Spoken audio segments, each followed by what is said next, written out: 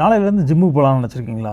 சில பேர் வந்து கொஞ்ச நாள் ஆர்வமாக ஜிம்முக்கு போவாங்க. 1 வாரம் 2 வாரம், சில பேர் 2 நாள் 3 நாள், அதுக்கப்புறம் நிப்பாட்டிடுவாங்க. நமக்கு ஜிம் செட் ஆகாது, உடம்பு ரொம்ப வலிக்குது, இல்லை எனக்கு வந்து டயர்டாகவே இருக்குது எப்போவுமே அப்படின்னு சொல்லி ஜிம்முக்கு போகிறத நிப்பாட்டிடுவாங்க. அதுக்கு முக்கியமான காரணம் நம்ம தான். சரியான பிளானிங் இல்லாமல் ஜிம்முக்கு போகிறது தான். அதில் ஒரு 5 காமனான மிஸ்டேக் நீங்கள் ஜிம்முக்கு போகிறது நிப்பாட்டுறது காரணமாக அமையலாம். அந்த 5 மிஸ்டேக்ஸை கட்டாயமாக தவிர்க்கணும்.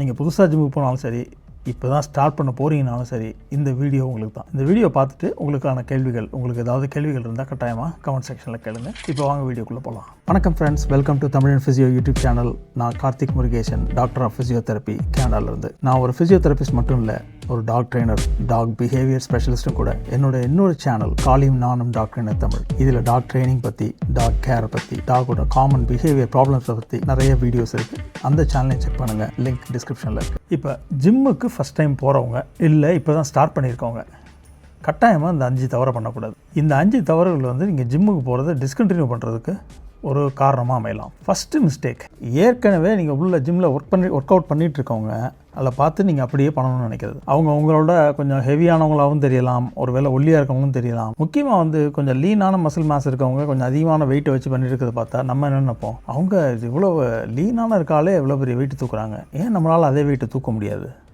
ஸோ நம்மளும் அதை ட்ரை பண்ணி பார்ப்போம். அது எவ்வளோ வெயிட்டு இப்போ இல்லைன்னா அந்த மசில் எவ்வளோ பில்டாக இருக்கோ அதை பார்த்துட்டு, ஓ இந்த அளவுக்கு வெயிட் பண்ணால் தான் நம்ம வெயிட் வந்து கையில் நம்ம ஹேண்டில் பண்ணாலோ இல்லை காலுக்கு போட்டாலோ தான் நம்ம இந்த அளவுக்கு மசில்ஸை பில்ட் பண்ண முடியும்னு நினச்சிட்டு அவங்கள பார்த்துட்டு நம்மளும் அதை ட்ரை பண்ணுறது. ஒரு உதாரணத்துக்கு ஒரு 10 கிலோ டம்பிள்ஸ் எடுத்து அவர் வந்து பைசப்ஸுக்கு பண்ணுறாருன்னு வச்சுக்குவோம். நீங்கள் போன உடனே அவர் 10 கிலோவில் பண்ணதுனால அவருக்கு இந்த அளவுக்கு உடம்பு டெவலப் ஆகிருக்குன்னு நினச்சிட்டு அதே 10 கிலோவை ட்ரை பண்ணுறது. அவங்க வந்து எத்தனை வருஷம் ட்ரெயின் பண்ணுறாங்கன்னு நமக்கு தெரியாது. அவங்க 10 கிலோவில் ட்ரெயின் பண்ணதுனால உடம்பு எப்படி டெவலப் ஆகலை, அவங்க டெவலப் ஆகிட்டு வர 10 கிலோ வரைக்கும் தூக்க முடிகிற எபிலிட்டியை கூட்டியிருக்காங்க. அப்படி தான் புரிஞ்சுக்கணும். ஸோ அதனால் மற்றவங்கள பார்த்து நீங்கள் அதே வெயிட்டை தூக்கணும்னு நினைக்கிறீங்க இல்லையா, அது ஒரு ரிஸ்க்கான விஷயம். அதில் இன்ஜுரி வர்றதுக்கான வாய்ப்புகள் இருக்குது.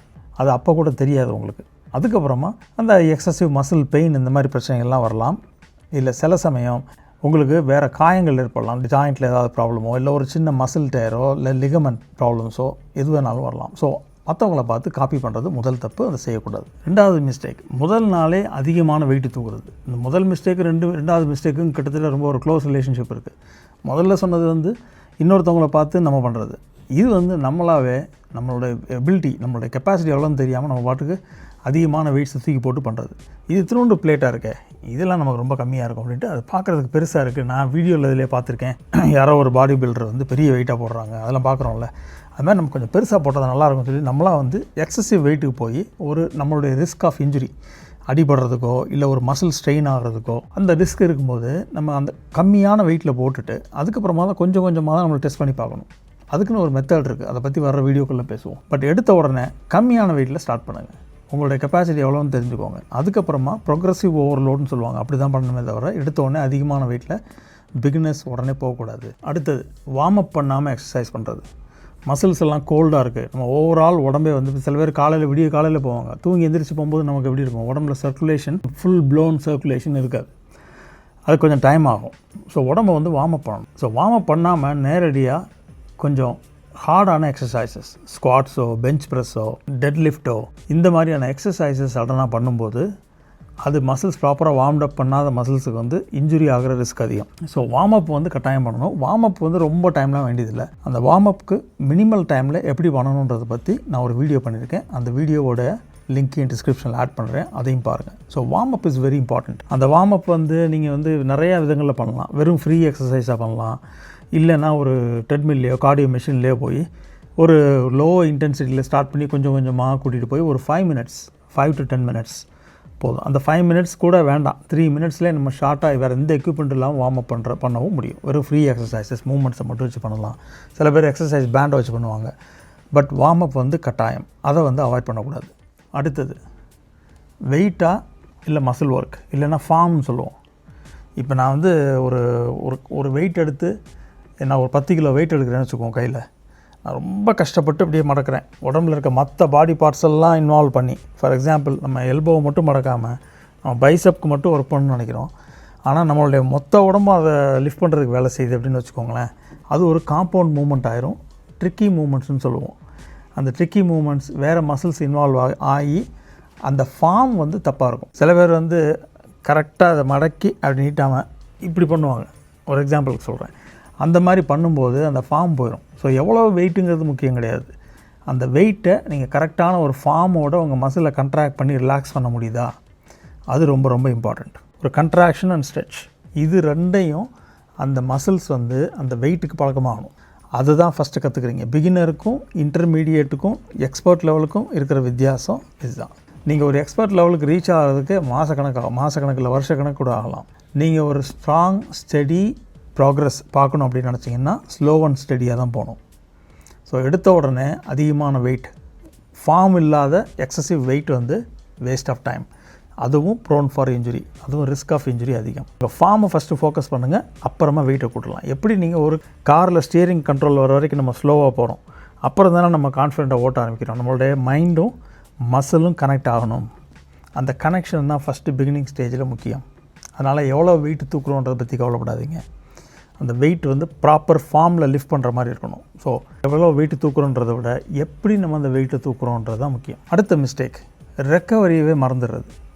இன்றைக்கி நான் ஜிம்மில் போய் ஒர்க் பண்ணுறேன், நாளைக்கு மறுபடியும் ஒர்க் பண்ணுறேன், நாளைக்கு ஒர்க் பண்ணுறேன். இன்றைக்கி தான் நான் ஸ்டார்ட்டே பண்ணியிருக்கேன். நான் வந்து கஷ்டப்பட்டு போய் 2-3 நாள் தொடர்ந்து பண்ணிவிட்டு ரொம்ப உடம்புலாம் வலியெல்லாம் அதிகமாகி சரி இன்றைக்கி போவோம் நாளைக்கு போன்ட்டு அதுக்கப்புறம் ஒரு வாரம் போயிடும்.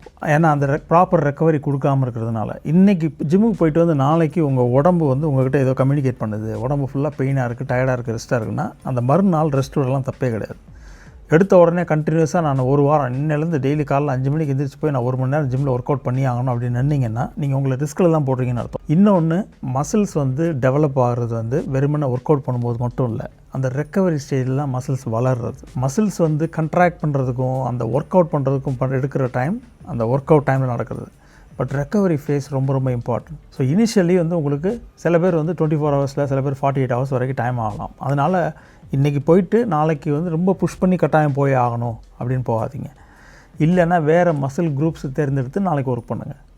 அப்படி ஒரு பிளானோடு போங்க. இதை பற்றிலாம் நம்ம வர வீடியோக்களில் டீட்டெயிலாக பார்க்க போகிறோம். இது வந்து ஒரு ஃபிட்னஸ் சீரீஸ், அதனால் நான் மிஸ்டேக்ஸோடு ஸ்டார்ட் பண்ணுறேன். நீங்கள் வந்து ஸ்ட்ராங்காக இருக்க மாதிரி வெளியில் தெரியணுமா, இல்லை ஸ்ட்ராங்காகவே இருக்கணுமா?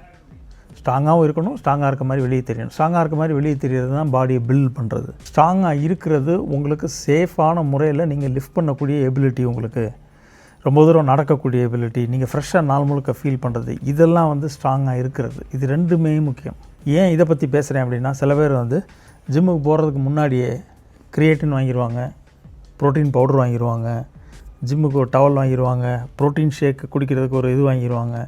இதெல்லாம் வாங்கலாம், அது வாங்குறது தப்பு சொல்லலை. முதல்ல நீங்கள் ஜிம்முக்கு ரெகுலராக போகிறீங்களான்னு பார்த்துட்டு இதெல்லாம் வாங்குங்க. சாதாரணமாக நீங்கள் எல்லாருமே எடுத்த உடனே ப்ரோட்டீன் பவுடரை வச்சுட்டு தான் நம்ம ஜிம்முக்கு போகணும் அப்படிங்கிற ஒரு இதோட போகிறீங்க. ப்ரோட்டீன் பவுடர் யூஸ் பண்ணுறது தப்பு சொல்லலை, நானுமே ப்ரோட்டீன் பவுடர் யூஸ் பண்ணுறேன். அதை பற்றி நம்ம நிறையா பார்க்க போகிறோம். அதில் இருக்க மித்ஸ் அண்ட் ஃபேக்ட்ஸ் எல்லாம் வர வீடியோஸில் பார்க்க போகிறோம். இப்போ எப்படி நம்ம எக்ஸாமுக்கு படிக்கும்போது, யூனிவர்சிட்டியில் படிக்கும்போதோ, காலேஜில் படிக்கும்போதோ, நைட்டு ஃபுல்லாக நான் படிக்க போகிறேன்னு அந்த பக்கம் டீ இருக்கும், இந்த பக்கம் காஃபி இருக்கும், தண்ணி பாட்டில் இருக்கும், ரூமில் லைட் இருக்கும், எல்லாமே போட்டு வச்சு டெஸ்கெல்லாம் எல்லாமே அரேஞ்ச் பண்ணி அழகாக ஃப்ரெஷ்ஷாக உட்காந்துருவாங்க. கொஞ்சம் நேரம் கழித்து காஃபி குடிப்பாங்க, கொஞ்சம் ஒரு 1/2 லிட்டருக்கு ஒரு 1/4 லிட்டர் தண்ணி குடிப்பாங்க, ஒரு 2 தடவை எழுந்திரிச்சு பாத்ரூம் போயிட்டு வருவாங்க, 1 மணி நேரம் படிச்சிருப்பாங்க. மற்ற சாதாரணமாக உட்காந்து படிக்கிற ஆளுக்கு முன்னாடி இவங்க படுத்து தூங்கிடுவாங்க. அந்த மாதிரி ஜிம் இருக்கக்கூடாது. நீங்கள் போகிற பிளான் நல்லது, ஏழையாக போகிறதும் நல்லது. At the same time consistency ரொம்ப இம்பார்ட்டன்ட். கன்சிஸ்டன்சியை கீப் அப் பண்ணணும்னா அந்த மாதிரி மிஸ்டேக்ஸ்லாம் தவிர்க்கணும். நீங்கள் கொஞ்ச நாள் போக ஆரம்பிச்சதுக்கப்புறமா உங்களுடைய நீங்கள் நேச்சுரலாக சாப்பிட்ற ஃபுட்டில் இருக்க ப்ரோட்டீன், மற்ற விஷயங்கள் எல்லாம் நமக்கு எனஃபாக இருக்காது, போதுமான அளவுக்கு இருக்காதுன்னு நினச்சிங்கன்னா அப்போ நீங்கள் இந்த ப்ரோட்டீன் சப்ளிமெண்ட்ஸோ கிரியேட்டினோ என்னென்ன ஆட் பண்ணுறீங்களோ ஆட் பண்ணலாம். அதுக்கு முன்னாடி நீங்கள் ப்ரிப்பேர் பண்ணிவிட்டு அப்புறம் நீங்கள் வெறுமனே ஜிம்முக்கு மட்டும் 2-3 நாள் போயிட்டு அப்புறம் ப்ரோட்டீன் பவுடரும் சும்மா கிடக்கும், ஜிம்மும் சும்மா இருக்கும், கட்டின காசு மட்டும்தான் வேஸ்ட். இன்னொன்று, உடம்புக்கு வர்ற உபாதை நம்ம தப்பான புரிதல்னால. இந்த 5 மிஸ்டேக்ஸை தவிர்த்துக்கோங்க. ஃபிட்னஸ் சீரீஸில் அட்லீஸ்ட் ஒரு வீடியோ நம்ம வாரம் பார்க்க போகிறோம். நானும் ஒரு ஃபிட்னஸில் ஒர்க் பண்ணுற ஆள், நான் மேபி ஃபுல் ஸ்கல்ப்சர்டாக இல்லாமல் இருக்கலாம், பட் உங்கள்கிட்ட பேச நானும் அந்த ஜேர்னியை நோக்கி உங்கள் கூட சேர்ந்து பயணிக்க போகிறேன். முக்கியமான விஷயம், ரெஸ்ட் வேணும், சரியான அளவு ப்ரோட்டீன் இன்டேக் இருக்கணும். ப்ரோட்டீன் இன்டேக்னாலே ப்ரோட்டீன் சப்ளிமெண்ட் அர்த்தம் கிடையாது. சிக்கன், எக்கு, மற்ற நம்ம நேச்சுரல் சோர்ஸஸில் இருக்க ப்ரோட்டீன் அது வேணும். 3வது, நல்ல ஹைட்ரேஷன், நிறைய தண்ணி குடிக்கணும். இது எல்லாமே அடிப்படையான விஷயங்கள். இதெல்லாம் தான் basement. Body building journey starts from the kitchen. ஜிம்மில் இருந்து கிடையாது. ஜிம் வந்து அதுக்கு ஹெல்ப் பண்ணும். ஸோ இதை பற்றி தான் நம்ம டீட்டெயிலாக வர வீடியோஸில் பார்க்க போகிறோம். முதல் நாளே உடல் வலிச்சதுன்னா அது நார்மல். அது வந்து உங்கள் மசில்ஸுக்கு வந்து சின்ன சின்ன மைக்ரோ டயர்ஸ், நீங்கள் வெயிட் தூக்கும்போது சின்ன மைக்ரோ டேக்ஸ் வரும், அதனால் கொஞ்சம் பெயின் இருக்கும். ஸோ அதுவே வந்து ஒரு எண்டு, நம்ம ரொம்ப ஓவராக பண்ணிட்டோமோ அப்படின்னு நினைக்கிறதுக்காகவோ இல்லை ஒரு இன்ஜுரி தான் இருக்கணும் அர்த்தம் கிடையாது. அதுக்கு பேர் muscle soreness, delayed onset muscle சோர்னஸ்ன்னு சொல்கிறது. சில பேர் சொல்லுவாங்க, நான் ஜிம்மில் ஒர்க் அவுட் பண்ணேன், இப்போ ஒன்றுமே தெரியல எனக்குன்னா, ஒரு சாயங்காலத்துலேருந்து என்னால் நிற்க முடியல, என்னால் படியில் ஏற முடியல, மரக்கட்ட மாதிரி இருக்குது உடம்பு அப்படின்னு சொல்லுவாங்க. அதை பற்றி என்னன்றதை அடுத்த வீடியோவில் விளக்கமாக பார்க்க போகிறோம். உங்களுக்கு ஏதாவது கேள்விகள் இருந்தால் கமெண்ட் செக்ஷனில் கமெண்ட் பண்ணுங்கள். மீண்டும் ஒரு முக்கியமான தகவலோட கூடிய விரைவில் உங்களை சந்திக்கிறேன். அது வரைக்கும் உங்கள்கிட்ட இருந்து விடைபெறுறது Karthik Murugesan, doctor of physiotherapy, Tamizhan physio YouTube channel. Have a nice day guys.